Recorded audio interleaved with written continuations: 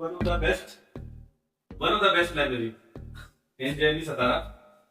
और मेरा सवाल सबसे पहले आपसे आपसे शुरू होता है कि लाइब्रेरी सिर्फ एक, आप जानते हैं कि एक ऐसी जगह है जहाँ पे बुक्स का कलेक्शन है, सब कुछ है, पर ईमानदारी के साथ बताएं कि तुम्हारी लाइफ में तुम्हें क्या लगता है स्कूल लाइफ में कि लाइब्रेरी का क्या रोल है?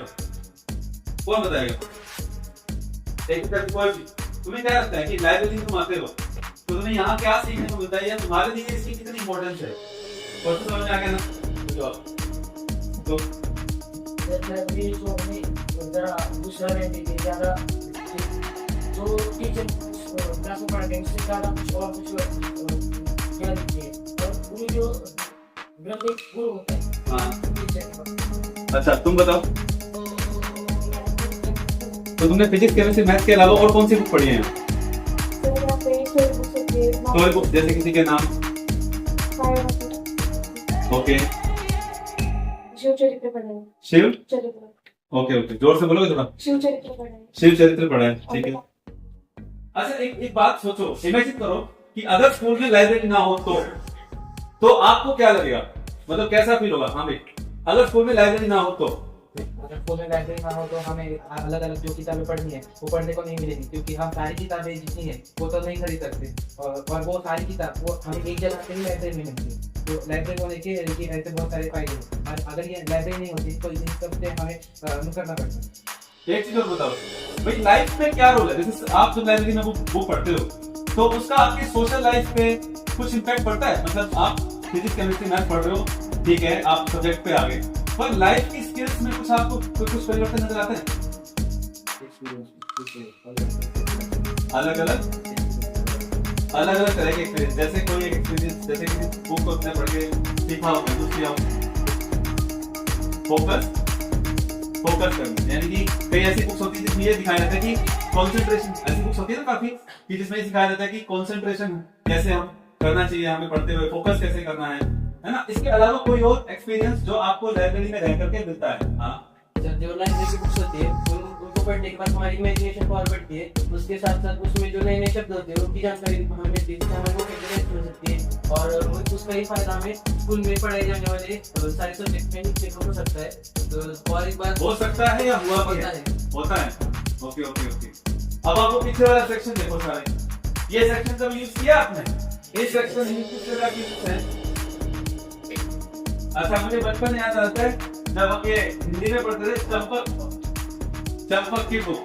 अच्छा प्रतियोगिता दर्पण देखो आप, हर महीने आती है प्रतियोगिता दर्पण, हर महीने।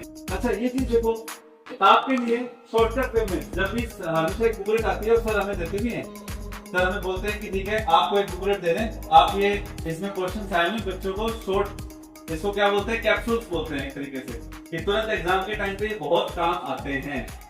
अंडरस्टूड? तो थोड़ा सा इनकी इंपॉर्टेंस को समझो। आपके पास बुक्स बहुत सारी अवेलेबल हैं, ये देखो एनसाइक्लोपीडियाज एंड डिक्शनरीज। तो कुल मिलाकर के जनरल मैथमेटिक्स, अब हर एक सेक्शन को अगर मैं एक्सप्लेन करूं तो बहुत बड़ा हो जाएगा सिस्टम, तो हर क्लास के लिए आपके नीट दे सकते, मराठी लिटरेचर, इंग्लिश स्टोरी। हाँ ये मैंने देखा है, बिकॉज आप महाराष्ट्र में हैं तो मराठी लिटरेचर तो बहुत पढ़ते हैं बच्चे। क्यों सर?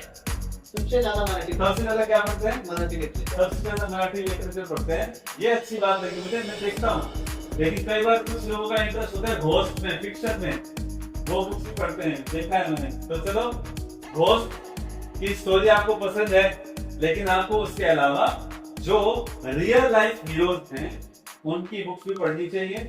आपने अच्छी बात एक बच्चे ने कि सुधा मूर्ति की बुक्स हम पढ़ते हैं, तो वो भी लाइफ लेसन सिखाती है, लाइफ का लेसन सिखाती है, कैसे वो किस लेवल पे कंपनी की ओनर होते हुए भी वो किस तरह से ग्राउंड से जुड़ी हुई है, फिर भी कैसे वो सब संभालती है, घर के साथ साथ कंपनी में भी कैसे आती है। तो इस तरह से आपको डील करना है लाइब्रेरी को। भैया ये तो ज्ञान का भंडार है, बात समझे? हम लोग नोट्स कहते हैं, मैंने हमेशा कहा है नोट्स क्या है?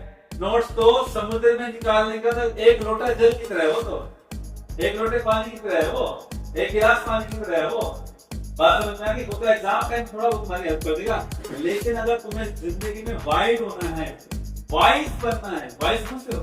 वाइज मतलब होता है जिस इंसान को सब कुछ पता है, उसकी सोच बड़ी है, जिसको मतलब फर्क नहीं पड़ता अमीर का गरीब का, सिर्फ उसको फर्क पड़ता है नॉलेज का। उसको फर्क पड़ता है कि वो अपना नॉलेज सीखना दूसरों को बांट सकता है। बात समझ में आई क्या? आई होप आज आपको लाइब्रेरी का थोड़ा सा समझ में आया। Thank you very